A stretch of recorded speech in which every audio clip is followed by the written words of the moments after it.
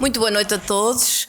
Excelentíssimo Sr. Representante da República, Embaixador Pedro Catarino, Excelentíssimo Sr. Vice-Presidente da Câmara Municipal da Praia da Vitória e da Câmara Municipal de Angra do Heroísmo, Senhores Vereadores, Senhores Deputados Regionais, Senhores Deputados Municipais, Senhora Diretora Regional da Cultura, entidades militares e de segurança aqui presentes, outras entidades aqui presentes, minhas senhoras e meus senhores, e um cumprimento muito especial ao Dr. António Vitorino. Permitam-me começar por dirigir uma palavra de reconhecimento e de agradecimento ao Dr. António Vitorino por ter aceito o convite da Câmara Municipal de Angra do Heroísmo para proferir esta conferência dedicada a um tema de grande relevância para a história do nosso país, os 40 anos de integração de Portugal na então Comunidade Económica Europeia, hoje União Europeia. Trata-se de um marco decisivo no percurso democrático, político e económico de Portugal. A adesão à então Comunidade Económica Europeia, em 1986, abriu um novo ciclo de desenvolvimento e modernização e afirmação internacional do país, integrando-nos plenamente num projeto comum assente na cooperação, na solidariedade e na partilha de valores. A adesão de Portugal à Comunidade Europeia representou muito mais do que um acordo político ou económico. Foi, acima de tudo, uma afirmação clara da vontade de Portugal em consolidar a sua democracia, modernizar a sua economia e afirmar plenamente o seu lugar num espaço europeu de paz, estabilidade e progresso. Ao longo dessas 4 décadas, a integração europeia foi um motor essencial de transformação do país, contribuir para o desenvolvimento de infraestruturas, para a qualificação de pessoas, para o reforço da coesão territorial e social e para uma maior abertura de Portugal ao mundo. Para os Açores, enquanto região ultraperiférica da Europa, esta integração teve também uma importância particularmente significativa. Os fundos europeus constituíram, ao longo dessas 4 décadas, um instrumento essencial para o desenvolvimento da nossa região, permitindo investimento estruturante em infraestruturas, nas pessoas, na coesão social e territorial e na valorização do nosso potencial económico e ambiental. Foi graças a este esforço conjunto, nacional e europeu, que os Açores puderam acelerar o seu processo de desenvolvimento, aproximar-se cada vez mais dos níveis de bem-estar e de oportunidade que caracterizam o espaço europeu. Assinalar os 40 anos de integração europeia é, por isso, um momento oportuno para refletirmos sobre o caminho percorrido, sobre os desafios enfrentados e também sobre o futuro da Europa e de Portugal neste projeto comum. E essa reflexão torna-se ainda mais relevante no contexto internacional que hoje vivemos. Num tempo marcado por tensões geopolíticas, pela instabilidade e pela guerra, realidades que julgávamos pertencer definitivamente ao passado, torna-se ainda mais evidente a importância de Portugal estar integrado na União Europeia. A Europa representa não apenas um espaço de cooperação económica, mas também uma comunidade de valores, de defesa da democracia, do Estado de Direito, da liberdade e da paz. Estar na União Europeia significa participar num projeto coletivo que procura garantir estabilidade, segurança e solidariedade entre os povos europeus, no momento em que esses princípios são novamente postos à prova. Para esta reflexão, temos hoje connosco uma personalidade com uma vasta experiência política europeia, que conhece profundamente o percurso europeu e de Portugal e o funcionamento das instituições europeias. O Dr. António Vitorino é uma das figuras mais destacadas da vida pública portuguesa das últimas décadas. Ao longo da sua carreira, desempenhou funções de grande responsabilidade, tanto em Portugal como no plano europeu e internacional. Tem mais de 30 anos de experiência política e académica, nacional e internacional. Foi Comissário Europeu para a Justiça e Assuntos Internos de 1999 a 2004. Antes de integrar a Comissão Europeia, António Vitorino foi Ministro da Presidência e da Defesa Nacional de Portugal entre 1995 e 1997. Do seu percurso político, destacam-se funções de Secretário de Estado dos Assuntos Parlamentares de Portugal, membro do Governo de Macau, responsável pela administração e Justiça, membro do Parlamento Português, membro do Parlamento Europeu, onde presidiu a Comissão de Liberdades Cívicas, Justiça e Assuntos Internos, encarregue dos assuntos relacionados com a migração, asilo, justiça e direitos fundamentais. Em representação da Comissão Europeia, foi membro da Presidência da Convenção que redigiu a Carta dos Direitos Fundamentais da União Europeia e membro da Presidência da Convenção sobre o Futuro da Europa que redigiu o Tratado Constitucional da União Europeia. Foi juiz do Tribunal Constitucional Português entre 1989 e 1994. Além da extensa experiência política e do serviço público, António Vitorino exerceu a advocacia e durante mais de 25 anos foi professor assistente e professor de Direito Constitucional, de Direitos Humanos, de Direito da União Europeia, na Faculdade de Direito de Lisboa e na Universidade Nova de Lisboa. Foi diretor-geral da Organização Internacional para as Migrações entre 2018 e 2023. António Vitorino nasceu em Lisboa em 1957 e é detentor do mestrado em Direito e Ciências Políticas pela Faculdade de Direito de Lisboa. É membro da Ordem dos Advogados Portugueses desde 1982 e é fluente em inglês, português, francês e espanhol. A sua experiência e o seu percurso, o seu profundo conhecimento das dinâmicas europeias fazem dele uma voz particularmente qualificada para nos ajudar a compreender o significado desses 40 anos de integração e os desafios que se colocam ao futuro da Europa. Dr. António Vitorino, em nome do município de Angra do Heroísmo, renovo o nosso agradecimento pela sua presença e disponibilidade para partilhar connosco esta reflexão. O meu muito obrigado. E passava de imediato a palavra. Muito obrigado.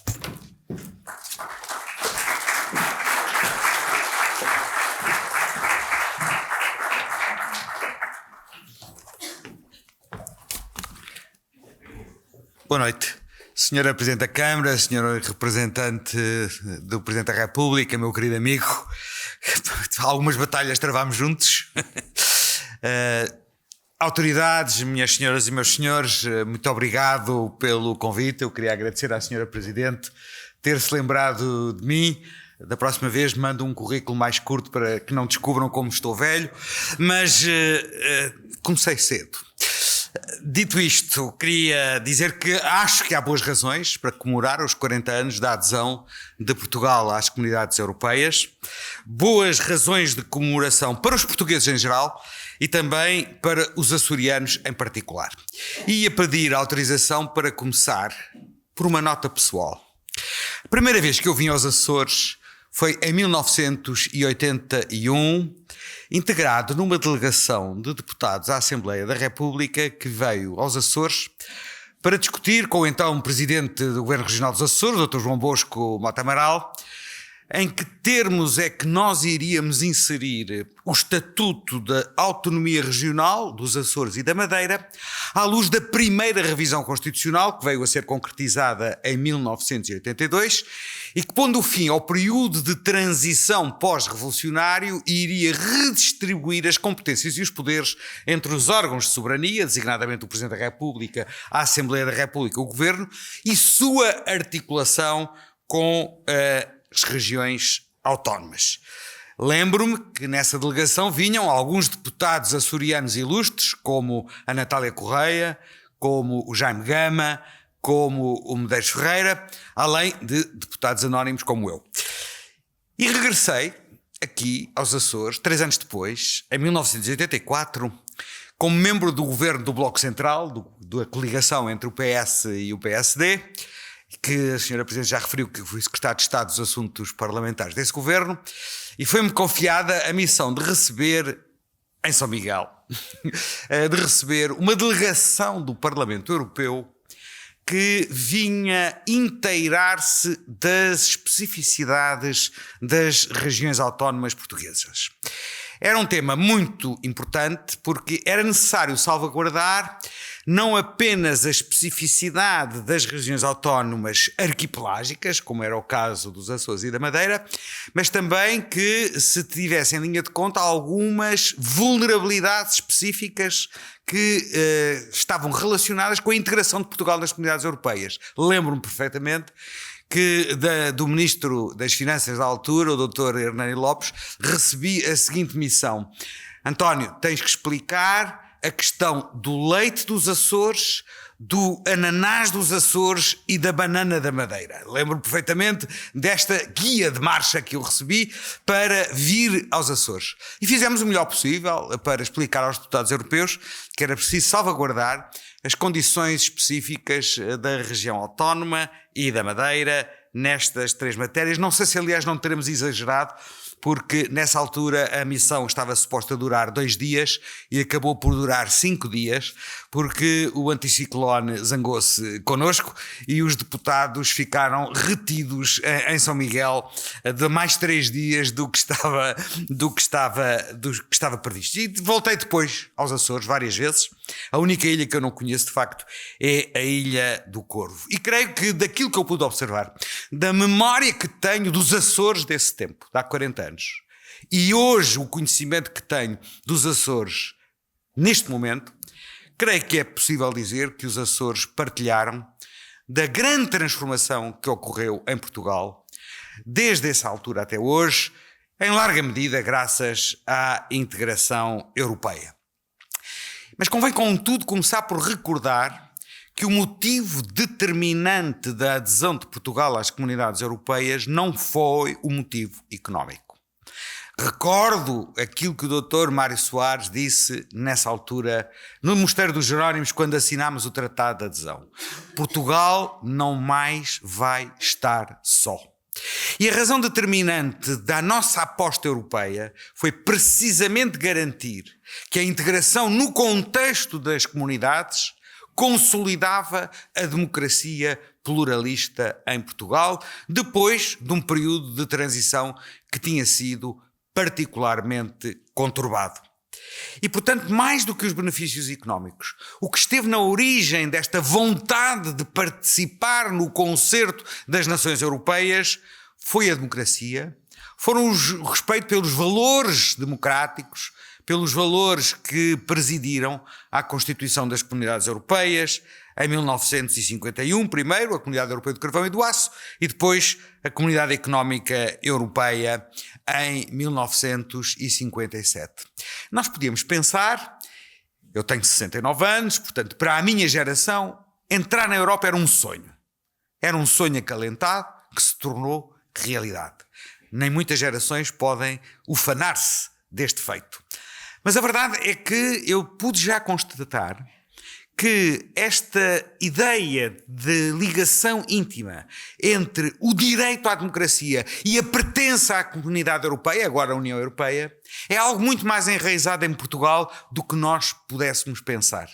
Porque uma das questões que mais me surpreendeu quando eu fui comissário europeu, entre 1999 e 2004, que foi o período em que fizemos a negociação do primeiro grande alargamento da União Europeia a 10 países da Europa Central e do Leste Europeu, o Eurobarómetro fazia, nessa época, umas sondagens à opinião pública europeia, perguntando como é que acha que vai ser o alargamento? Está de acordo, não está de acordo? É a favor, é contra? E quando estes resultados eram discutidos à volta da mesa da Comissão, Portugal aparecia sempre no primeiro ou no segundo lugar de maior apoio ao alargamento a leste da Europa. E os meus colegas, designadamente o francês e o alemão, que tinham grandes dificuldades nos seus países, onde o apoio ao alargamento era 30% em França e 40% na Alemanha, portanto não havia um grande entusiasmo, olhavam para mim e diziam: António, explica-me lá porque é que um país com as características de Portugal, que tem um modelo produtivo, uma economia que vai estar seriamente impactada pela entrada dos países do leste e do centro da Europa, que tem não só competição direta nos setores económicos, mas também tem algumas vantagens comparativas, por exemplo, no nível de qualificações, quer pessoas com o ensino secundário, quer com o ensino superior, porque é que há este apoio tão grande ao alargamento? E eu, de facto, confesso que para mim também era um mistério. Mas nessa altura, como comissário, eu fazia muitas conferências pelo país inteiro e nunca me dispensei em nenhuma conferência de perguntar às pessoas, digam lá, são a favor ou não são do alargamento? Eram, na maioria. E expliquem porquê. Porquê é que é a favor? E a resposta que me davam era uma resposta muito reconfortante. Porque diziam-me: nós entramos para a comunidade europeia para consolidar a nossa democracia. E reconhecemos que outros povos que passaram por regimes ditatoriais, autoritários, totalitários, designadamente os que saíram dos regimes comunistas, devem ter o mesmo direito à democracia que nós tivemos em 1986. Eu acho que isto é algo extremamente reconfortante, isto é, os portugueses tinham a generosidade suficiente para reconhecer que o valor estruturante da consolidação da democracia, que esteve na base da nossa adesão às comunidades europeias, devia ser partilhado com outros países que tinham a mesma aspiração a consolidar os respectivos regimes democráticos. E se é verdade que só a democracia em Portugal, só o 25 de Abril e a transição para a democracia permitiu a nossa adesão à Europa, antes teria sido impossível, também é verdade que foi o 25 de Abril e foi a transição para a democracia que permitiu a consolidação da autonomia regional dos Açores e da Madeira, de que celebramos este ano também os 50 anos, não apenas pela versão originária da Constituição de 1976, 2 de Abril, estamos lá quase, mas também com a aprovação do chamado Estatuto Provisório dos Açores e da Madeira, que depois viria a ser convalidado pelo Estatuto Definitivo. E nesse sentido, as regiões autónomas dos Açores e da Madeira, como regiões ultraperiféricas, foram, digamos assim, pioneiras e precursoras daquilo que hoje é indiscutivelmente consolidado, que é o estatuto das regiões ultraperiféricas no contexto europeu e o reconhecimento da especificidade dessas regiões. Em larga medida também, graças à participação muito ativa e que não é suficientemente sublinhada de deputados portugueses ao Parlamento Europeu oriundos dos Açores e da Madeira, e creio que os dois maiores partidos portugueses, ou eu deveria dizer os dois maiores partidos na maior parte deste tempo, pois isto pode ser controverso, mas o PSD e o PS sempre tiveram a preocupação de inserir nas suas listas de deputados ao Parlamento Europeu, deputados oriundos dos Açores e da Madeira, para que as regiões autónomas pudessem ter uma voz ativa no órgão que é o representante máximo dos povos europeus, mas também no Comitê das Regiões, onde se passa uma dinâmica muito relevante para a construção do projeto europeu. Eu creio mesmo que o Vasco Cordeiro foi presidente do Comitê das Regiões, mas todos os partidos estiveram sempre bastante representados no Comitê das Regiões e a região autónoma dos Açores e a região autónoma da Madeira sempre tiveram essa participação. Em 1992, com o Tratado de Maastricht, foi consagrado o princípio da subsidiariedade, que é hoje um princípio estruturante do projeto europeu e que no fundo traduz-se em dizer que o nível das decisões, as decisões devem ser tomadas ao nível mais próximo possível dos seus destinatários.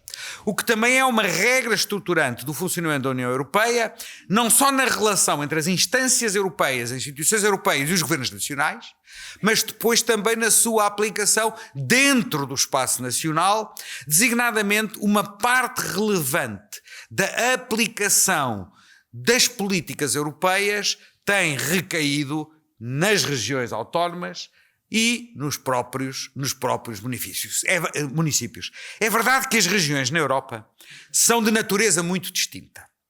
Têm poderes muito distintos. Há Estados federados, que são bastante poderosos. Depois há regiões com autonomia política e legislativa. É o caso das regiões dos Açores e da Madeira, aqui acresce serem periféricas, mas como regiões têm autonomia política e administrativa, semelhante aliás à autonomia política e administrativa de que usufruem certas regiões noutros países regionalizados, como a Itália, e temos depois os municípios, que têm também um papel muito importante no desenvolvimento dos projetos com apoio europeu.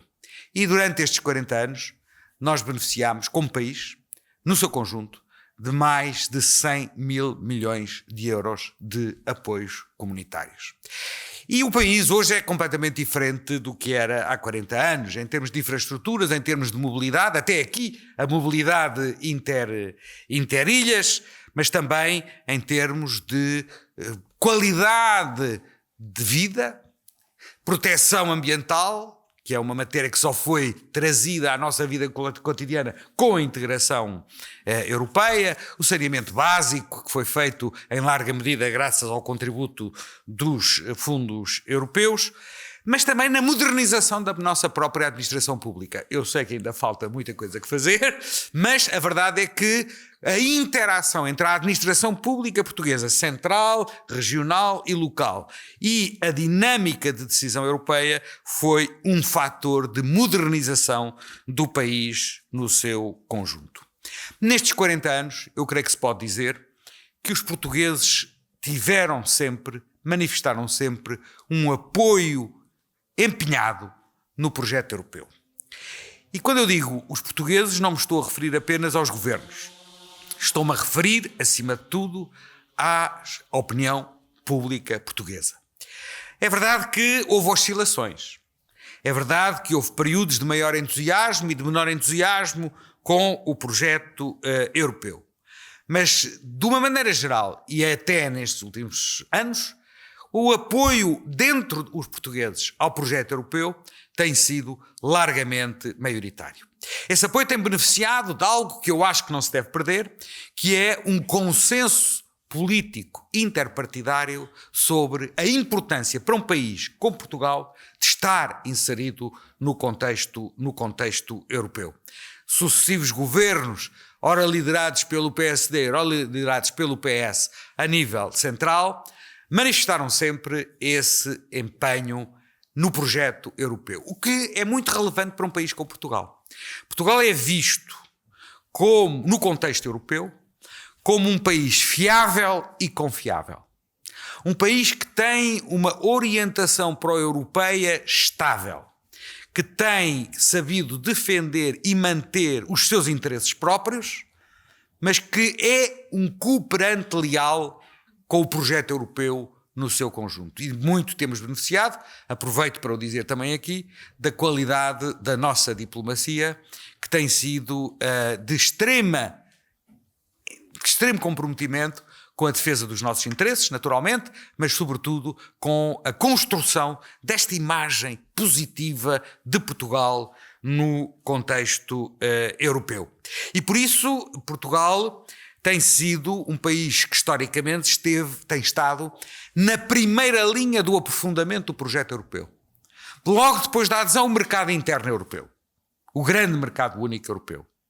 A seguir, qualificámos-nos para a moeda única, para o euro. Depois, a participação no espaço Schengen, de liberdade de circulação, que permite, por exemplo, que hoje se vá aqui de Angra do Heroísmo até Helsínquia, enfim, com algum stopover, claro, mas que se vá daqui de Angra do Heroísmo até Helsínquia sem nenhum controlo de passaportes, portanto sem nenhum controlo fronteiriço. E finalmente, não é seguramente por acaso que o tratado que neste momento rege desde 2009 a União Europeia se chama Tratado de Lisboa, porque foi exatamente aprovado durante uma presidência portuguesa do Conselho de Ministros da União Europeia. Esta continuidade de empenhamento, de estar na linha da frente, não tem sido isenta de dificuldades. Há que reconhecer. E nem sempre teremos respondido da melhor forma. Basta recordar a crise financeira de 2008, 2009, 2010 e o que significou a intervenção do apoio financeiro necessário, da chamada Troika, no nosso país, que testou a nossa afeição ao projeto europeu, mas curiosamente, para aqueles que gostam de ver as estatísticas, se forem ver as estatísticas do Eurobarómetro durante esses anos difíceis, duros, porque foram anos de austeridade, verificarão duas coisas muito curiosas. Primeiro, que houve uma queda do apoio da opinião pública portuguesa ao projeto europeu. Houve. Mas ao mesmo tempo, as mesmas sondagens, as mesmas pessoas afirmavam claramente que queriam que Portugal continuasse na União Europeia e mais, continuasse a participar na zona euro.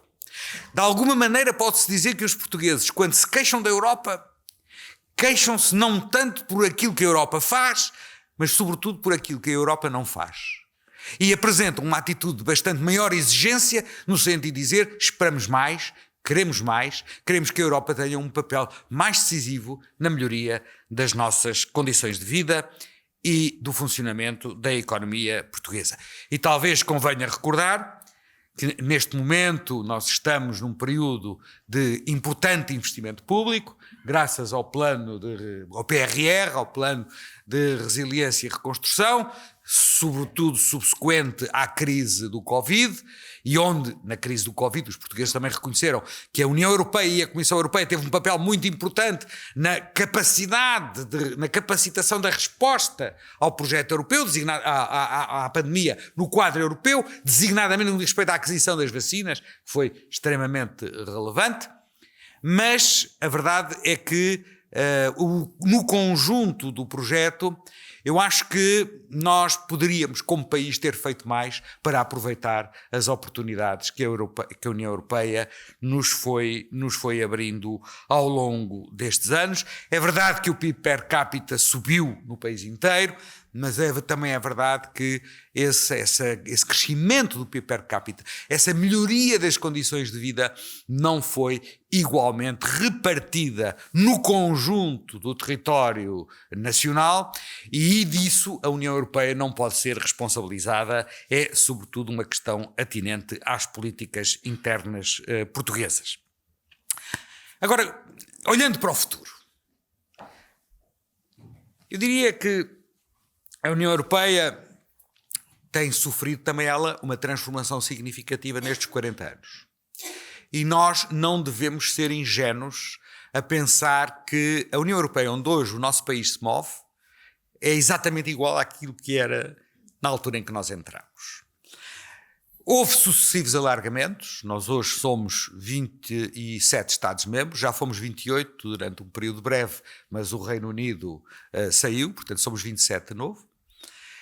Mas com os sucessivos alargamentos à Europa Central e do Leste, o eixo de gravidade do projeto europeu foi-se deslocando para leste, sejamos objetivos, e há uma certa deriva centrípeta, um certo fechamento do projeto num eixo de gravidade que está muito continentalizado e menos aberto a outras dinâmicas, designadamente, sejamos claros, à dimensão atlântica. Mais do que isso, a saída do Reino Unido representou um enfraquecimento da componente atlântica do projeto europeu. Alguns países europeus têm uma maior, por razões históricas e não só geográficas. Portugal pode invocar a geografia, mas não é só a geografia. É também a nossa história, a nossa cultura, até a contribuição da nossa própria diáspora. Nós, Portugal, somos um país claramente atlântico. Como outros países dialogam connosco numa base também muito favorável à dimensão atlântica da União Europeia. O Reino Unido é um deles, a Noruega é outro, os Países Baixos é outro, mas com a saída do Reino Unido há que reconhecer que os países que ainda pensam, como eu acho que nós devemos pensar, que a relação transatlântica é importante, sofreram uma baixa de peso e têm a obrigação de revalorizar a dimensão atlântica no contexto do projeto europeu. É óbvio que neste momento que atravessamos, essa tarefa não está facilitada, não tanto por reações deste lado do Atlântico, mas por aquilo que se passa do outro lado do Atlântico. Isto significa apenas que nós teremos que pôr gelo nos pulsos, como se costuma dizer, para gerir a relação transatlântica. Mas está fora de questão que possamos abdicar da relação transatlântica para bem do nosso posicionamento como país e também para bem do projeto europeu. Isso significa que o Atlântico continuará a ser, obviamente, uma via de comunicação essencial, desde logo pelos cabos submarinos que permitem uma ligação e uma via de comunicação e de partilha de informação crucial na economia digital em que estamos a viver. Os Açores têm nisso um papel muito relevante, mas também porque a questão dos oceanos tem sido profundamente revalorizada no contexto europeu. Começou por uma iniciativa do Dr. Durão Barroso, quando era presidente da Comissão Europeia. Pela primeira vez foi definida uma política europeia sobre os oceanos. Este ano, o ano passado, em 2025, foi aprovado o Pacto Europeu sobre os Oceanos e este ano vai ser apresentado um programa de ação da União Europeia em relação aos oceanos em geral e muito especificamente em relação ao Oceano Atlântico.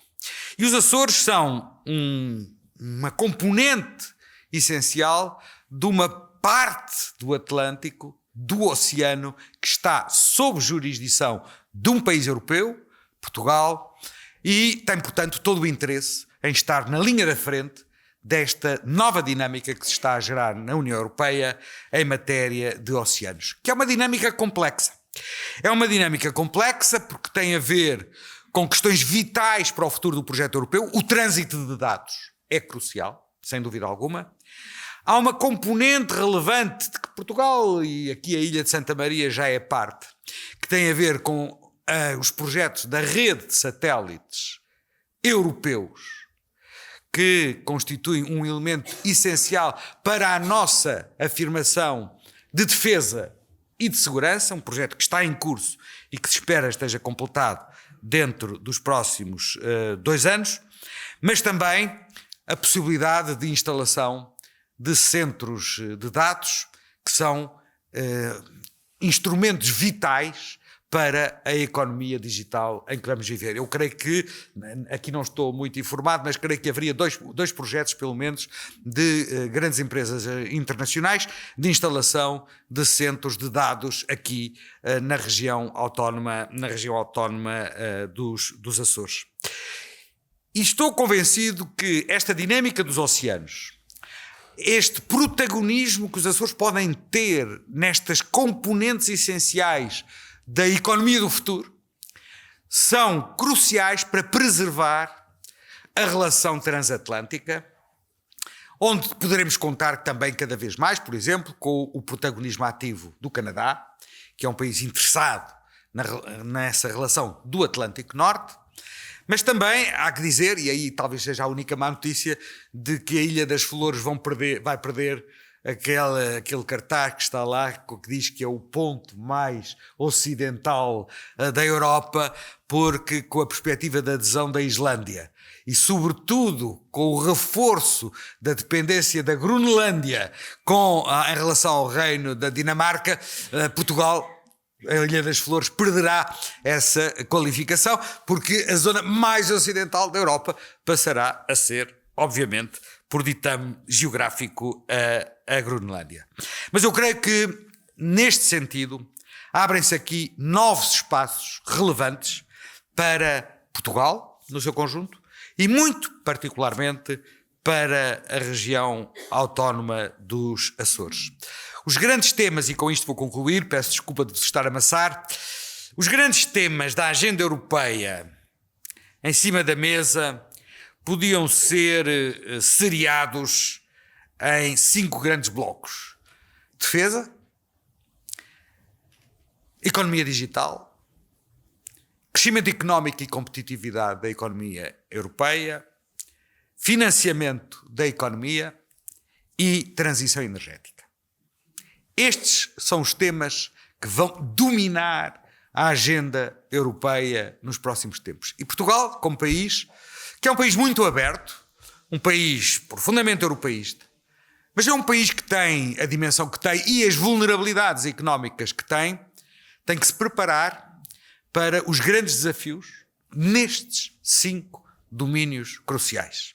Um deles, aliás, toca diretamente aqui os Açores, porque uma das estruturas essenciais em matéria de defesa está mesmo aqui ao lado, na base das Lajes.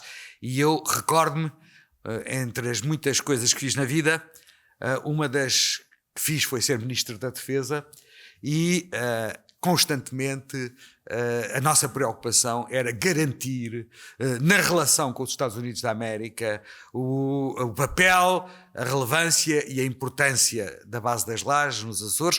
Confesso que nem sempre fomos bem sucedidos, E que se alguma coisa se passou foi porque, a partir de certa altura, foram os próprios americanos que decidiram desinvestir na base das lajes. Portanto, se os europeus podem ser acusados pelos americanos de terem subestimado as obrigações de defesa, as lajes são um bom exemplo que nós podemos usar para recordar aos americanos que também eles, em dado momento, reduziram o seu empenhamento na base das lajes nos Açores, e como ainda muito recentemente se verificou, como a imprensa amplamente noticiou, afinal, a relevância da base das lajes para o dispositivo militar global americano, designadamente quando está em causa uma zona particularmente sensível do mundo, que é o Médio Oriente, continua a ter um papel muito relevante a desempenhar, como se viu, portanto, nesta recente crise do Irão. Perante estes desafios de defesa, de competitividade económica, de economia digital, de financiamento da nossa economia e de transição energética, eu acho que o conjunto do país tem que se posicionar adotando as reformas internas necessárias para estar na linha da frente. Isto dito assim, rapidamente, parece muito simples, mas é muito desafiante. Mas nós temos que ter consciência de que, como país, temos que estar presentes nestas 5 frentes para que possamos ter os benefícios da pertença ao projeto europeu, mas também criemos as condições para que as portuguesas e os portugueses vivam em melhores condições, com melhor qualidade de vida, com uma economia mais dinâmica e, sobretudo, em paz e em democracia. Por isso, mais do que dizer que valeu a pena a decisão de há 40 anos, teremos que continuar a resistir à tentação de fazer da Europa um bode expiatório e de olhar sempre para Portugal e para a Europa numa perspectiva positiva, tentando identificar as alavancas que construirão um futuro melhor para todos nós. Muito obrigado.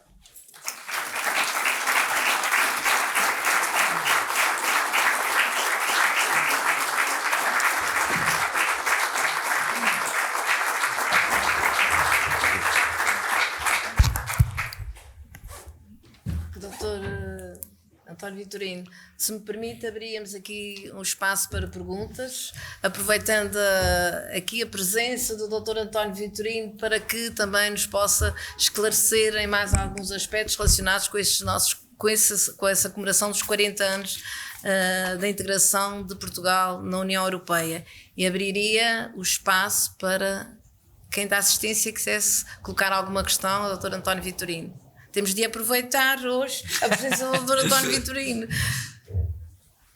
Obrigada pela sua exposição. Espero não ter sido muito maçador. Eu acho que está tudo ainda... vai ter que se quebrar aqui o gelo, não é verdade? Vai ter que se quebrar aqui o gelo. Normalmente deve-se passar logo à segunda pergunta. À segunda pergunta. Então, se assim o diz, quem sou eu para dizer o contrário? Se a segunda pergunta também não existir... Não, então, isso aí já começa a ser um problema. Já começa a ser um problema. Acho que não há perguntas mesmo. Se calhar vou ter que eu fazer alguma pergunta. Muito bem, com todo o gosto. Vamos lá ver se... Sabe, nós vivemos um momento extremamente delicado a nível internacional, com tensões geopolíticas, com guerras.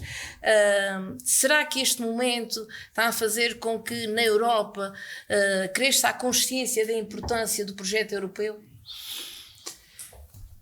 Eu creio que é possível responder a essa pergunta dizendo que sim, acho que houve um momento de viragem muito significativo em 2022 com a invasão russa da Ucrânia. Na medida em que aquilo que tinha sido algo que tinha estado sempre fora do radar do projeto europeu, que eram as questões de segurança e de defesa, passaram a assumir uma relevância tão pressionante que fizeram a sua entrada no debate político europeu. Isto é tanto mais verdade quanto há uma coisa que eu gosto sempre de recordar. No Tratado Constitucional, que depois isto veio a ser vertido no Tratado de Lisboa, foi criada uma chamada cooperação estruturada em matéria de defesa. Isto é, já em 2003, estou a falar de 2003, havia a consciência de que as questões de defesa e de segurança não podiam ser deixadas de fora dos tratados europeus.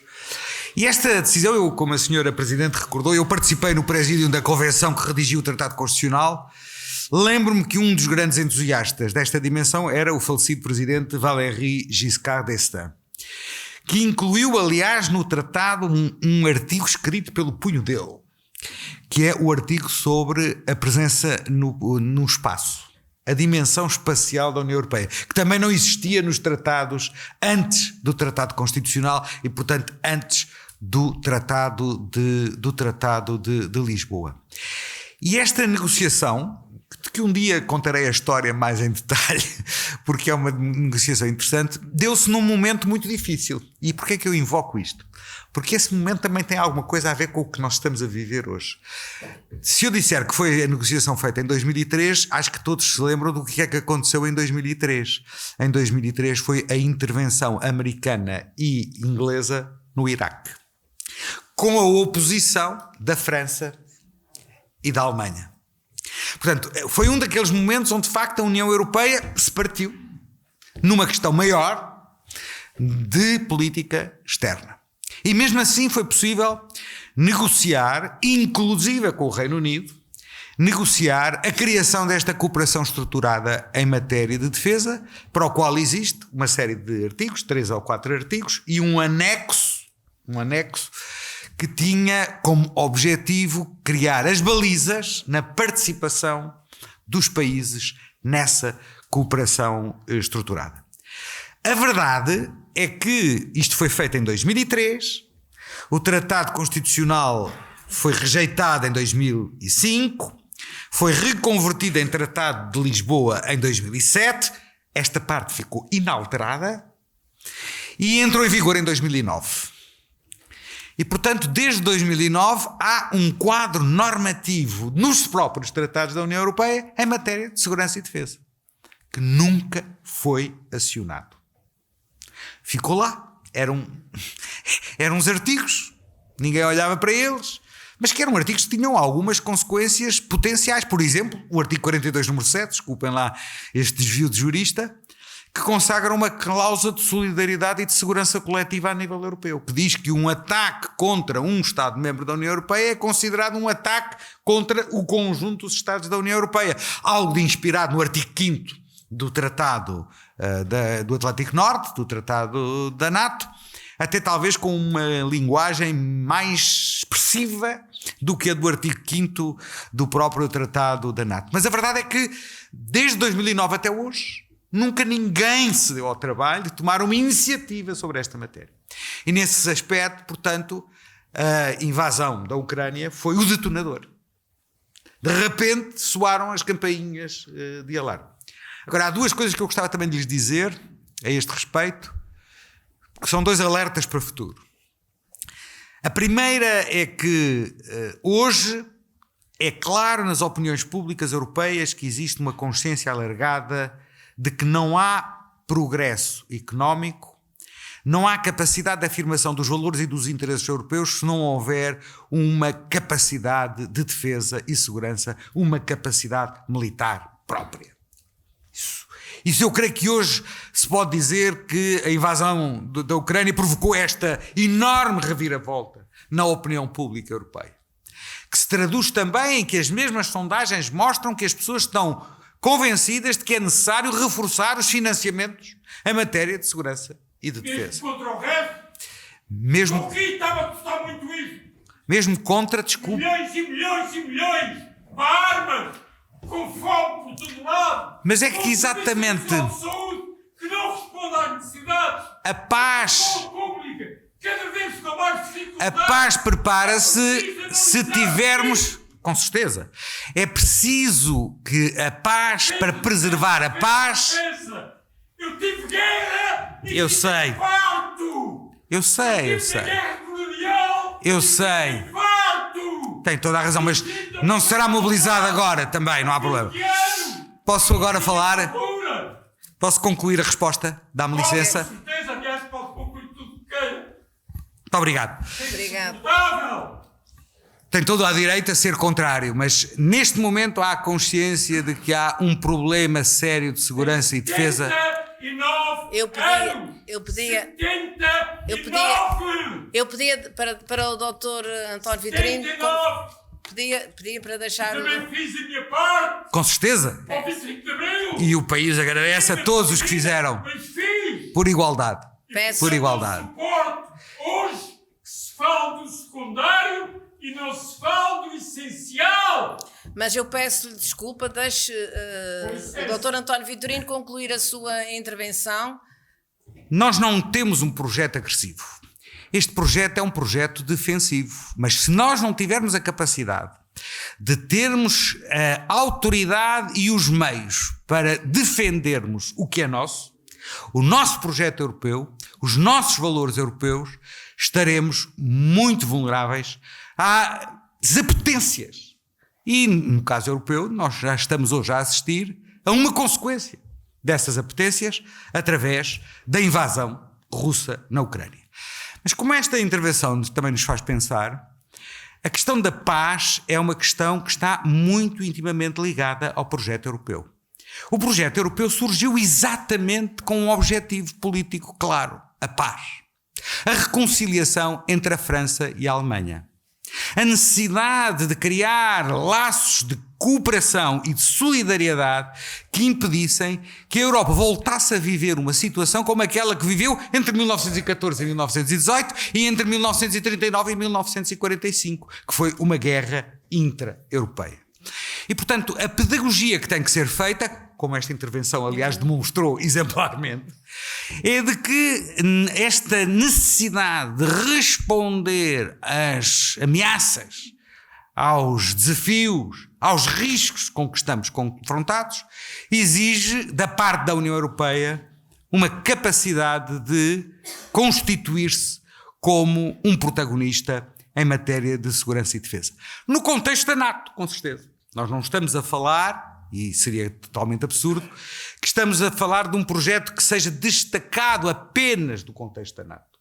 Mas o projeto da cooperação estruturada em matéria de defesa é exatamente um pilar europeu dentro da NATO.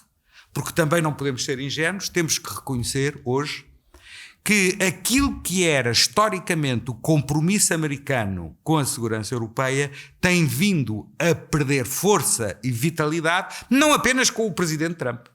É uma progressiva deslocação que se tem vindo a verificar desde o presidente Obama, quando ele falou o chamado Pivot to Asia, isto é, que progressivamente as forças americanas deveriam centrar-se naquilo que podia ser a ameaça chinesa no Indo-Pacífico, na zona do Pacífico, designadamente em torno de Taiwan. Portanto, nessa perspectiva, a capacidade que nós tivermos de construir um pilar europeu de defesa, integrado, mas destacável, se necessário, do contexto da NATO, é imprescindível para podermos resolver todos os outros problemas europeus, como sejam o crescimento económico, a paz social, o diálogo entre os países, a cooperação e até mesmo a cooperação com países terceiros, países noutras zonas do globo que olham para a Europa como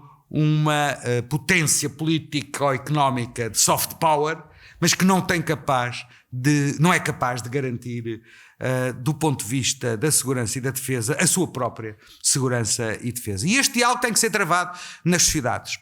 Isto significa que haverá alocações financeiras para a defesa? Seguramente. Não é forçoso que essas alocações financeiras para a defesa sejam feitas com sacrifício das alocações financeiras necessárias para outras funções vitais do Estado. Agora, que provavelmente parte, como se está a demonstrar, ainda ontem eu vi o Ministro da Defesa defender um projeto de investimento em matéria de defesa. Esse investimento será feito, sobretudo, através da contração de despesa pública. Portanto, não tem que ser apenas um processo de reafetação de despesa corrente, de retirar as despesas sociais para pôr na despesa militar, porque isso provocaria reações deste tipo, provavelmente, mas sobretudo porque um investimento em matéria de defesa e segurança é um investimento para várias gerações, para mais do que uma geração, e que se justifica plenamente que seja feito através do recurso ao endividamento do Estado, que terá que ser depois pago pelas sucessivas gerações que vão ter condições de prosperarem ao abrigo da proteção de paz e segurança que está a ser criada. Peço desculpa da resposta ter sido muito longa, peço que só contabilizem a parte em que eu falei, não o conjunto do tempo, mas para reconhecer que de facto este diálogo tem que ser travado com a sociedade no seu conjunto, porque é uma mudança de facto de paradigma. Há que reconhecer isso com humildade. É uma mudança de paradigma. Um projeto que foi concebido para consolidar a paz e que de repente está confrontado com a necessidade de se empenhar numa componente relevante que garante a segurança coletiva e a paz, mas que tem uma componente de defesa e de militar que pode suscitar reações negativas da parte da opinião pública. Não é isso que as sondagens mostram até este momento, mas não devemos ter estas sondagens por adquiridas ou consolidadas. Isto exige uma pedagogia permanente, de preferência sem gritos. Sim, senhor. Agora passava novamente para a assistência para quem quisesse colocar alguma questão ao Sr. Dr. António Vitorino. Boa noite. Sr. Jorge. Pergunto se pode acrescentar àqueles 5 desafios a transição climática. Acrescentar ou otimizar, eu percebo que dentro da transição energética se pode lá incluir, sim, mas a transição energética atualmente se calhar está muito associada a uma questão de independência das fontes de energia que estão sujeitas à situação internacional, às guerras que têm havido por aí. Obrigado. Tem toda a razão. Quando eu falo de transição energética, não estou a tomá-la apenas na perspectiva de renováveis que diminuem a nossa vulnerabilidade face ao petróleo e ao gás. Não. Essa é uma parte. Mas, obviamente, que a transição energética tem a ver com o combate às alterações climáticas. Nesse sentido, eu vou-lhe dar uma resposta mista, eu reconheço. A União Europeia tem sido a força liderante do processo de luta contra as alterações climáticas, designadamente em matéria das COPs, das conferências das partes, que já vão em 31, se não me engano, vamos para a 31ª, acho eu, no âmbito das Nações Unidas. E a União Europeia também tem sido o bloco político que tem definido objetivos mais ambiciosos em termos de redução das emissões e em termos de introdução das energias limpas no processo produtivo. Nesse sentido, não lhe posso dar grandes garantias, na medida em que a dinâmica das COPs é uma dinâmica que depende muito não apenas da função liderante da União Europeia, mas também do compromisso dos 2 maiores poluidores atuais, que são os Estados Unidos da América e a China. Como todos nós vimos, a atual administração americana tem uma posição política completamente contrária, negacionista mesmo das alterações climáticas e contrária a qualquer tipo de transição energética que reduza o peso das energias fósseis no mix energético global. E, portanto, a negociação multilateral no âmbito das COPs não vai contar com os Estados Unidos. Por enquanto, a China está a bordo. Porque a China também tem uma agenda interna e externa importante na transição energética. A interna é porque, de facto, o grau de poluição que a industrialização chinesa e a hiperindustrialização chinesa gerou tem impactos muito negativos na qualidade de vida dos chineses e, de facto, há que reconhecer que a China tem feito um percurso significativo na redução das emissões de CO2, mesmo assim abaixo das metas com que se comprometeu e abaixo dos objetivos europeus. Mas a China também tem vantagens em matéria de transição energética. Por exemplo, a China é hoje o maior produtor de painéis solares à escala global e tem uma política muito agressiva de venda de painéis solares, por exemplo, no continente africano. Venda de painéis solares que, na minha opinião, está associado também a uma capacidade de influência política nesses países.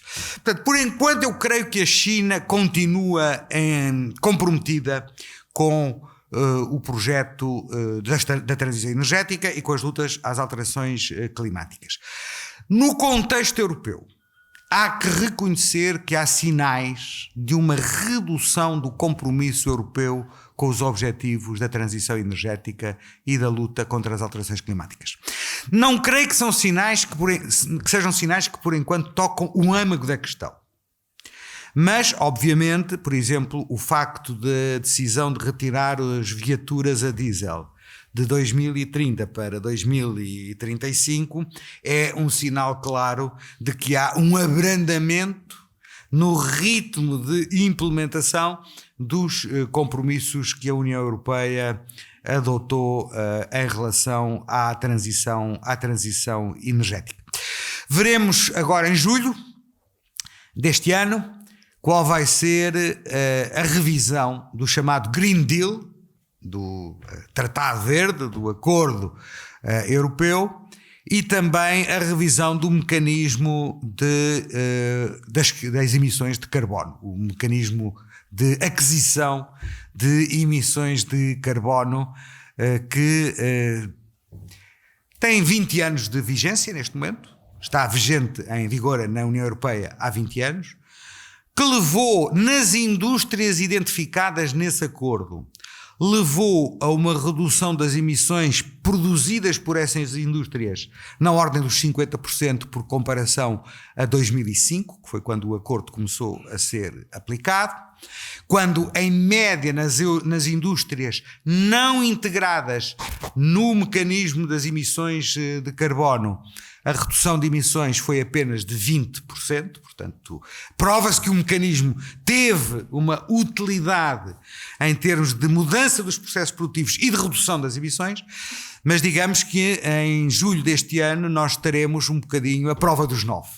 Até onde é que a União Europeia vai manter os seus compromissos em matéria de luta contra as alterações climáticas e de redução das emissões de CO2, ou até que ponto é que algumas indústrias bastante poderosas que têm feito um lobby muito intenso junto não apenas das instituições europeias em Bruxelas, mas também dos Estados-membros, vão ter algum ganho de causa na revisão destes dois instrumentos que eu acabei de identificar, o Green Deal e o mecanismo de mercado das emissões de carbono, que vai ocorrer em meados deste ano. Como dizem os ingleses, the jury is still out. Temos que esperar por julho. Podemos... Mais alguma questão? Boa noite. A questão que eu queria colocar relaciona-se com os Açores como fazendo parte da União Europeia e estarem integrados naquilo que se chama a ultraperiferia. Há quem diga, portanto, que as instituições europeias aceitam esta situação das ilhas ultraperiféricas com toda a normalidade, mas há também quem diga que são mal vistas porque são uma espécie de um servidor de fundos europeus e que não necessitariam de tanto dinheiro para o seu desenvolvimento. Pela experiência que tem, pela vivência que teve, eu gostava de saber qual era a sua opinião em relação, portanto, às ilhas ultraperiféricas. Obrigado. Concordo consigo que não é tarefa fácil defender o caso das regiões ultraperiféricas no contexto da União Europeia. Não é tarefa fácil. É uma tarefa que exige, que Portugal tem feito bem, na minha opinião, mas que exige a construção de uma coligação de vontades. Isto é, nem todos os países têm regiões ultraperiféricas. E, portanto, é necessário encontrar o justo ponto de equilíbrio entre aqueles países que têm regiões ultraperiféricas e que são uma minoria, e os restantes para quem esta realidade é uma realidade muito distante. E é muito importante explicar que isto não pode ser visto apenas numa relação custo-benefício.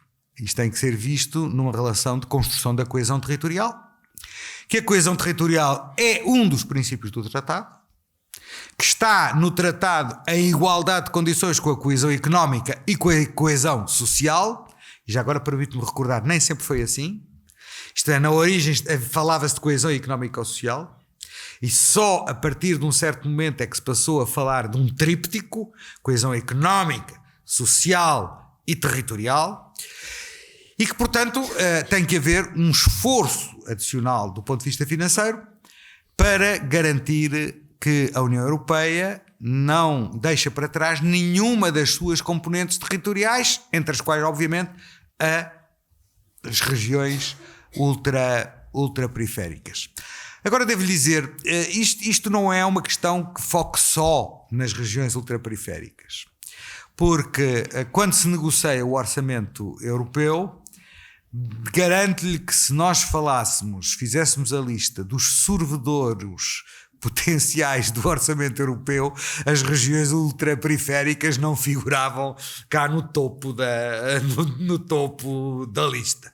Portanto, atenção, não estou a dizer que saiam baratas, não é isso que eu estou a dizer, mas estou a dizer que nesse debate a nível europeu da alocação de recursos, não creio que se possa estigmatizar as regiões ultraperiféricas como uma vulnerabilidade do orçamento europeu. Pelo contrário, é possível demonstrar não só os custos objetivos que resultam dos ditames da geografia, mas também os custos induzidos da geografia numa série de atividades económicas que são fundamentais para garantir a coesão da União Europeia do ponto de vista económico, social e territorial. E, portanto, nessa perspectiva, eu acho que nós continuaremos a contar com um distinguo para as regiões ultraperiféricas no próximo quadro financeiro, que vai ser negociado durante este ano. Atenção, esse ponto é um ponto muito importante. Vai ser negociado durante este ano, porque eu há pouco falava com o Sr. Embaixador Pedro Catarino, há um pouco a convicção de que ninguém sabe o que é que se vai passar nas eleições francesas do ano que vem. E que, portanto, para consolidar um quadro financeiro plurianual que tem como ambição durar entre 2028 e 2034, é melhor concluir as negociações em 2027. Na atual, em 2026, perdão, porque as eleições francesas são em maio de 2027. E, portanto, que é melhor concluir a negociação dos fundos já este ano, no atual quadro, na atual conjuntura política. E, portanto, o que for de novidade para a alocação financeira para as regiões ultraperiféricas será decidido nos próximos meses, nesta que é sempre a mais complexa das negociações europeias. Mas eu não estou pessimista. Acho que temos bons argumentos, teremos é que consolidar as coligações de boa vontade para alcançarmos o objetivo que pretendemos. José Miguel Torres. Aqui primeiro, Sra. Presidente. Peço desculpa. Muito obrigado pela conferência. Gostava de fazer um ligeiro comentário relativamente às 5 grandes propostas em termos do foco da União Europeia. Aqui a essência desses 5 instrumentos é o modelo democrático que é defendido em termos de representatividade do cidadão europeu, e esse é o grande soft power da Europa em termos do mundo, relativamente às garantias dos direitos e liberdades individuais do cidadão, que é naturalmente um grande orgulho para cada um de nós. Sem dúvida nenhuma, na perspectiva, e aqui um pouquinho relativamente à minha área, do bem-estar e da felicidade de cada um dos cidadãos e da geração futura. Mas a minha pergunta é uma pergunta muito pessoal. É que nós temos um comissário europeu connosco com enormes responsabilidades na área das migrações. E essa é uma área que a Europa discute muito. E eu vou contar uma história muito engraçada. Eu fui delegado da OIM relativamente à área da saúde em Ascabá, Turcomenistão. E era uma área fabulosa, como deve imaginar. Mas conte-me como é que a Europa se vai comportar relativamente a esta questão que aparentemente traz eventuais tantos conflitos entre os europeus, sobretudo quando vão às urnas, ao que parece, não é? Muito obrigado. Muito obrigado. Olha, não sabia que tinha estado na OIM, no Turcomenistão. É um desafio na Ásia Central. Bom, a questão das migrações é hoje uma das questões mais controversas na vida política nacional de cada Estado-membro da União Europeia. É, sobretudo, um ponto de debate e de divisões políticas dentro dos Estados-membros e também entre os vários Estados-membros. Mas repare que os tratados europeus estabelecem também alguns limites à capacidade de intervenção da União Europeia em matéria de migrações. Por exemplo, há competências europeias em matéria de luta contra o tráfico de seres humanos, contra a imigração irregular, sim, existem. Mas quanto à admissão de imigrantes para fins laborais, chamados migrantes económicos, não há competências europeias. A decisão de admissão de imigrantes económicos é uma decisão nacional, exclusivamente nacional. Cada país decide os migrantes que admite, quantos, para quê. Os que já lá estão e regulariza, os que já lá estão e não regulariza e, portanto, têm que ser deportados. Isso são decisões estritamente nacionais. Hoje pode-se dizer que a maioria dos países europeus tem uma visão muito restritiva da imigração. Muito restritiva. Portanto, num sentido, há um certo consenso, não total, mas de um conjunto importante de países, de reduzir a presença de imigrantes no território europeu. E foi aprovado o ano passado o Pacto Europeu do Asilo e de Imigração, que só começará a ser aplicado em junho deste ano, 2026. Portanto, digamos que sobre isso, sobre a eficácia desse pacto, nós verdadeiramente ainda não sabemos como é que ele vai funcionar. Mas há países que são mais permeáveis a uma política mais aberta de imigração. Um dos quais é aqui um bocadinho mais distante, mas a nossa vizinha Espanha. É a Espanha. E, portanto, isso gera alguma tensão entre os Estados-membros. O grande drama europeu nessa matéria é que nós somos um continente muito envelhecido. E a idade média dos europeus hoje é de 47 anos de idade, que compara com, por exemplo, países, alguns que são originários dos imigrantes que nós vemos aqui. A idade média na Índia são 29 anos. A idade média na África subsaariana são 19 anos. Portanto, o que significa que sociedades envelhecidas defrontam-se com problemas de escassez de mão de obra para certo tipo de atividades. E que o contraste com os países de origem é que esses países extremamente jovens não têm um índice de desenvolvimento económico que permita, por exemplo, encontrar postos de trabalho para todos os jovens que vão entrar no mercado de trabalho e, portanto, isso é um fator que leva as pessoas a moverem-se, a emigrarem, a irem à procura de oportunidades de trabalho, o que faz aumentar a pressão migratória nos países de destino. E, portanto, nesse sentido, digamos que há aqui um certo paradoxo. Nós precisamos de imigrantes para preencher um conjunto de áreas da nossa atividade económica que já não são preenchidas pelos nativos, mas, por outro lado, temos um desafio enorme que é que condições é que podemos criar para que eles se integrem de maneira harmoniosa na sociedade portuguesa ou na sociedade de qualquer país de destino. E isto não há fórmulas mágicas. E nós próprios portugueses temos essa experiência. Nós tínhamos uma imigração tradicional oriunda de países africanos de expressão oficial portuguesa. Para nós, a comunhão da língua era um fator de grande facilitação de entrosamento entre quem chega e quem está. Nos últimos anos, este panorama tem sido alterado. Começou por ser alterado com a chegada dos ucranianos no princípio dos anos 2000, que não tinha tradição histórica. Quer dizer, não havia tradição histórica de imigração da Ucrânia, também da Rússia, da Moldova, da Bielorrússia para cá. Devo dizer que nesse início de século a integração dos ucranianos foi uma história de sucesso. Uma história de grande sucesso.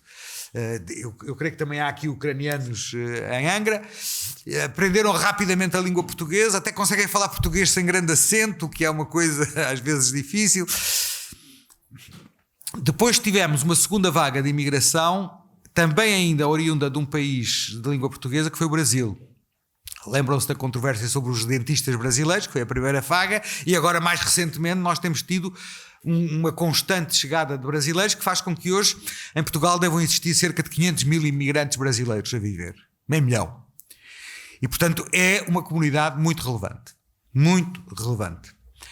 E mais recentemente temos comunidades, temos uma comunidade chinesa que também veio ao longo do tempo, progressivamente, em etapas, mas que é uma comunidade sempre muito invisível.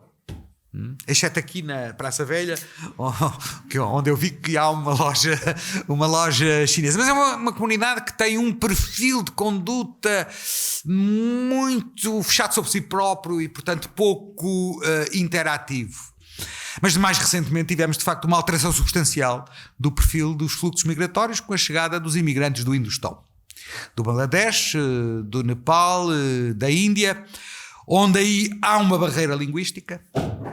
Não vou falar em barreira religiosa porque seria extremamente injusto. Muita da imigração africana da África Ocidental já era muçulmana. Nós temos aqui imigração paquistanesa e indiana, etnicamente paquistanesa e indiana, que veio de Moçambique. E que, portanto, muitos deles também são muçulmanos. Portanto, o fenómeno da chegada de muçulmanos não é assim tão recente quanto nós possamos supor. E, além do mais, que do Indostão vêm muçulmanos, sim senhora, do Bangladesh, como é evidente, ou do Paquistão, mas vêm também os indianos, que são sobretudo hindus e que, portanto, do ponto de vista religioso, são também diversificados. Não há apenas um único padrão. E, obviamente, que e o que se passou nos últimos anos foi um fenómeno que nós conhecemos de outros sítios. Uma chegada num número muito significativo de imigrantes num curto espaço de tempo. Isso provoca sempre uma reação da sociedade de acolhimento. E coloca sempre dificuldades na integração dessas pessoas na sociedade de acolhimento. A parte positiva é que a esmagadora maioria desses imigrantes está empregada. Neste momento, na agricultura e pescas em Portugal, 50% da mão de obra são imigrantes. Na construção civil são 35%. Na hotelaria e no turismo são cerca de 31%. E, por exemplo, nos cuidados de idosos, não há estatísticas fiáveis, porque não há um registro nacional dos cuidados de idosos, mas se forem a uma residência para idosos, veem o número de imigrantes que estão a cuidar dos idosos. Portanto, digamos, a sociedade portuguesa até teve, do ponto de vista do funcionamento do mercado laboral, uma grande capacidade de integração dos imigrantes, embora num número muito significativo. Hoje devem ser cerca de 15% da população total portuguesa. São cerca de 1,5 milhão de imigrantes, mas o mercado laboral até teve uma grande capacidade da sua integração. E nós temos praticamente pleno emprego, não há desemprego em Portugal, portanto nem se pode dizer que esses imigrantes estejam a ocupar postos de trabalho que poderiam ser ocupados pelos portugueses, na minha leitura, porque a verdade é que para muitos desses postos de trabalho os portugueses já não se qualificam, porque normalmente são os postos de trabalho mais baixos da escala social. Tudo isto dito, para concluir, mas obviamente que a integração é um desafio para os dois lados, porque altera a paisagem, aparecem novos hábitos e novos costumes. Até às vezes aparecem novas experiências gastronómicas. Eu que sou um gastrónomo até acho isso uma grande vantagem, mas nem sempre é bem recebido. Portanto, quando temos que viver com uma diversidade diferente, há sempre tensões. E há sempre dificuldades de entrosamento. E é por isso que é muito importante a integração por via das escolas, que as crianças dos imigrantes vão às escolas, por via dos locais de trabalho, que é onde há uma interação entre os imigrantes e a comunidade de acolhimento, assim como ao nível das autarquias locais. Porque as autarquias locais são os serviços da linha da frente do contacto com esses imigrantes. E aí há um problema sério em matéria de acesso ao alojamento. Há um problema sério. Que não é um problema causado pelos imigrantes, na minha interpretação, mas estou disposto a ouvir outros argumentos, mas não é a imigração sozinha que criou esse problema. Nós temos um problema de déficit de habitação, não é só em Portugal, é também na Holanda, por exemplo, é também na própria Espanha. Mas claro está, quando vêm imigrantes, isso constitui uma pressão adicional sobre o mercado habitacional e não se constroem casas do dia para a noite. E, portanto, há aí um fator adicional de tensão entre a comunidade de acolhimento e os imigrantes num bem essencial que é o alojamento. E muitas vezes nós temos situações de alojamento de imigrantes que são indignas, que são inaceitáveis do ponto de vista da dignidade dos imigrantes e até do ponto de vista da salubridade pública. Peço desculpa se não sou capaz de resolver a questão, mas, enfim, dou o meu contributo equacionando os termos em que a questão se coloca. Depois veremos como é que se pode resolver. Obrigado. Boa noite, José Toste. A minha questão coloca-se com um problema que nós aqui nos Açores sentimos, que tem a ver com a aplicação descentralizada dos fundos comunitários. É um problema que agora vai se colocar nesta negociação do quadro comunitário e é uma preocupação que tem sido manifestada por diversos agentes económicos aqui nos Açores, designadamente ao nível da agricultura. Nesta tensão entre a Europa das nações e a Europa das regiões, de que forma é que vê este anúncio por parte que foi tornado público, havia essa intenção da Comissão de limitar aquela que foi e que tem sido uma tradição histórica da aplicação dos fundos comunitários de forma descentralizada, centralizando no Estado toda esta gestão de todos estes quadros comunitários, impedindo, no fundo, e limitando a participação das regiões na sua aplicação, designadamente das regiões autónomas, que, como já referi, tem um histórico na sua aplicação, que é muito importante e é importante para a economia destas regiões. Claro. Obrigado. Façamos a história. A proposta inicial da Comissão não era essa. A proposta inicial que a Comissão apresentou era de reforçar a transferência direta para as regiões e, portanto, valorizar o papel das regiões na gestão dos fundos europeus. A proposta que está em recuo por causa da reação dos Estados. Isto é, os governos nacionais não quiseram ver-se desapossados do filtro que representa a escada do nível europeu para o nível nacional e então depois do nível nacional é que há uma distribuição pelas regiões. Agora, vou-lhe dar o reverso da medalha. A proposta inicial da Comissão tinha um problema que ainda não está completamente resolvido e que, de alguma maneira, acabava com a estratificação dos fundos tal como eles hoje existem.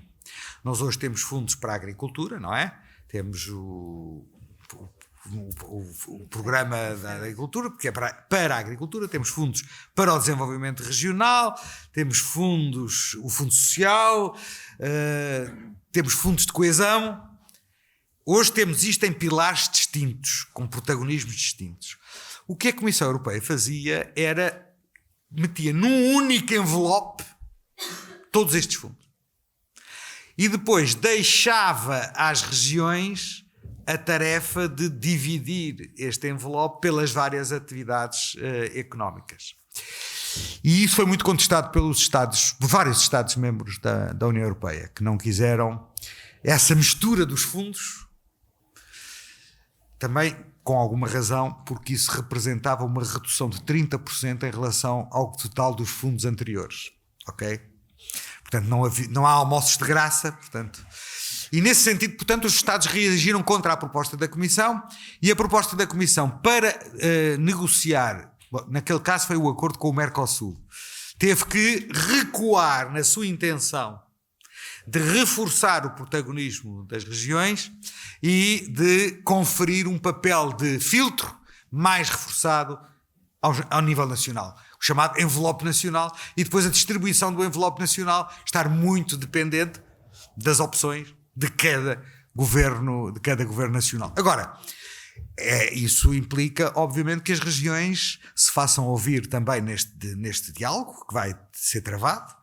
Por exemplo, o Comitê das Regiões tem que ser ouvido sobre a proposta de orçamento plurianual. O Parlamento Europeu também tem que ser ouvido sobre a proposta de orçamento plurianual. E, portanto, o que eu lhes estou a relatar é as coisas como estão hoje, mas muita água vai correr até esta negociação ser fechada. E, portanto, eu acho que também é importante, se me permitem este conselho, que as regiões portuguesas dialoguem com o governo português sobre qual é a estratégia que o governo vai seguir nesta negociação europeia. Mas têm que se apressar, porque já não falta muito tempo, porque vai haver um grande forcing para que tudo fique fechado até ao final deste ano. E que, portanto, fiquemos a saber o que é que vai acontecer no período 2028-2034.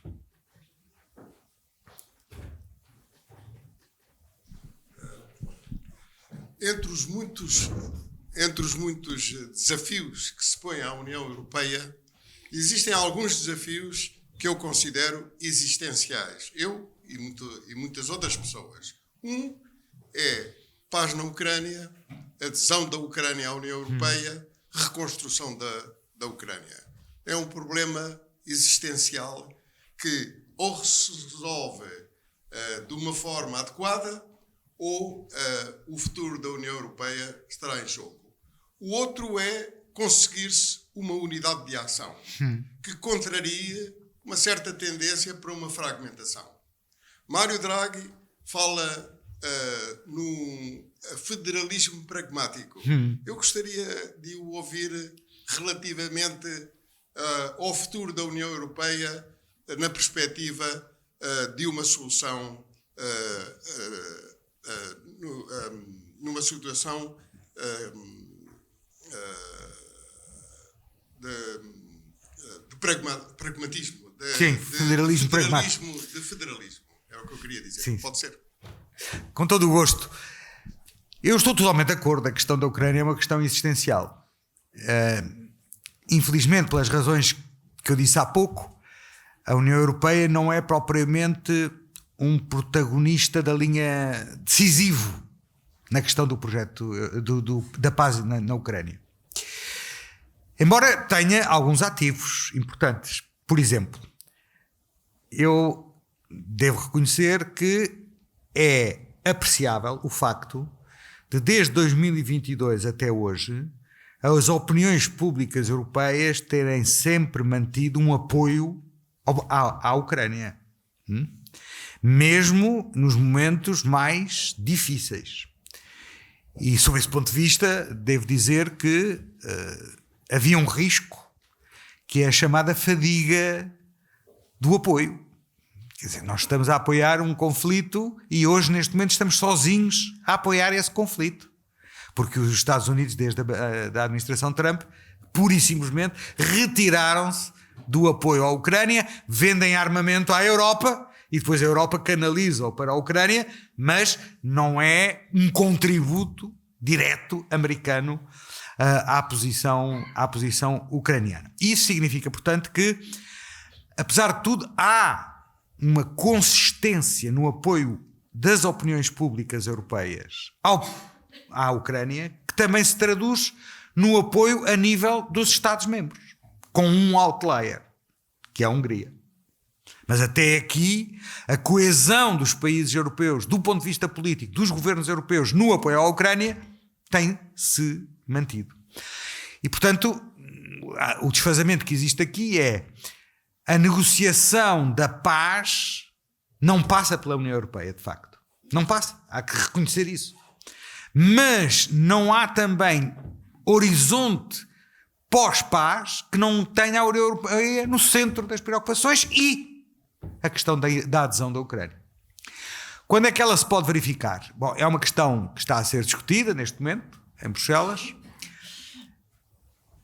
Há diferentes perspectivas. Há quem aposte num aceleramento da adesão, uma aceleração da adesão. Há quem seja mais renitente, e aqui o problema não é só com a Hungria. É um pouco mais alargado.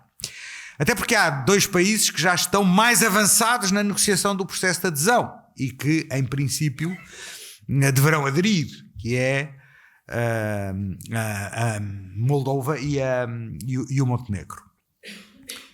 Agora, do ponto de vista da segurança e da defesa, eu vou-lhe ser sincero, eu acho que nós não devemos ficar prisioneiros da questão da adesão à União Europeia da Ucrânia, do ponto de vista da segurança e da defesa. Na medida em que o que nós temos estado a ver é que a ameaça que a Rússia representa e as iniciativas tomadas no contexto do apoio à Ucrânia permitiram algo que provavelmente há 2 anos era impensável, que é uma reaproximação do Reino Unido à União Europeia. E como eu acho que está excluído que o Reino Unido reentre na União Europeia, pelo menos num horizonte próximo previsível, a circunstância da dinâmica efetiva de apoio à Ucrânia, extravasar a União Europeia e envolver o Reino Unido, envolver a Noruega, por exemplo, que também não é membro da União Europeia, e na chamada coligação da boa vontade, envolver também a Coreia do Sul, o Japão, a Austrália e o Canadá, dá-nos um instrumento importante para sustentar, do ponto de vista da segurança e da defesa, a Ucrânia, sem estarmos dependentes da decisão formal da adesão da Ucrânia. Agora, para a reconstrução da Ucrânia, obviamente que isso exigirá a integração da Ucrânia na União Europeia. Quanto tempo é que leva a negociação? Não lhe sei dizer. A senhora von der Leyen fala em 2027. Eu acho que é muito otimismo, por uma razão muito simples. Eu vou dizer isto da maneira mais suave que consigo dizer. Um dos grandes obstáculos a que a Turquia pudesse entrar na União Europeia era o peso da agricultura turca no contexto do país. E a circunstância de se ter chegado à conclusão de que as regras da política agrícola comum, se fossem aplicadas à Turquia, não funcionavam. Bom, do ponto de vista agrícola, a Ucrânia são 3 Turquias. Portanto, não é possível pensar que a adesão da Ucrânia se faz sem que haja uma alteração profunda de algumas regras da própria União Europeia que acomodem as necessidades do país que vai entrar. São 50 milhões de habitantes, não é, portanto, um país pequenino, e toda essa negociação é uma negociação complicada do ponto de vista político. Do ponto de vista institucional, eu vou dar uma resposta que é um bocadinho, como é que eu ia dizer, um bocadinho melíflua. Eu aconselharia a que não se reabrissem os tratados neste momento. E, portanto, não pensássemos na arquitetura institucional federal necessária. Sou mais sensível ao argumento do Draghi. Aquilo que se está a construir vai-se fazendo sem necessidade de rever os tratados, porque o capital político que teríamos que investir na negociação da revisão dos tratados era um capital de tal maneira grande que teria que ser desviado destes 5 desafios que eu enunciei e de que depende o futuro da União Europeia. E se virmos bem as coisas, o que nós temos feito a nível europeu nestes últimos anos não estava previsto nos tratados. Nós temos vivido na União Europeia para além dos tratados. Não estou a dizer contra os tratados, atenção. Estou a dizer para além dos tratados. Reparem, criou-se um mecanismo europeu de estabilidade na crise do euro através de um tratado intergovernamental. Compraram-se vacinas em conjunto para o Covid-19 quando as competências da União Europeia em matéria de saúde são mínimas. Mínimas. Repare, fizemos a primeira emissão de dívida conjunta para financiar os PRR, os Planos de Recuperação e Resiliência, quando os tratados não prevêem que haja financiamento aos Estados-membros através do orçamento comunitário. E a dívida comum que se contraiu tem a garantia do orçamento comunitário.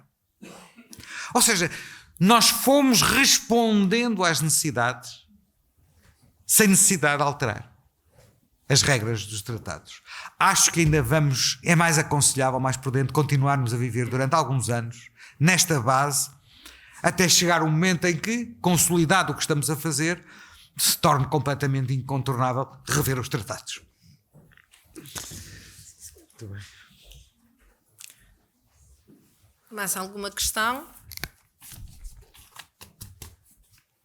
Não. Sim, senhor. Dr. António Vitorino, muito obrigado. Muito obrigado, muito obrigado que obrigada agradeço. mais uma vez pela sua presença aqui na nossa cidade Património Mundial. É sempre com muito gosto que o recebemos aqui e não se esqueça de voltar outra vez à nossa com cidade todo o gosto. Património. E muito à Ilha obrigado. Terceira, quando falo também na nossa cidade, Claro. no nosso concelho e na Ilha Terceira. É sempre um gosto tê-lo cá connosco. Muito obrigada a todos que estiveram hoje aqui connosco nesta conferência.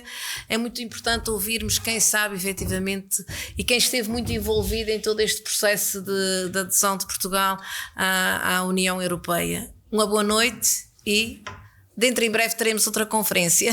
Muito obrigada. Muito obrigado.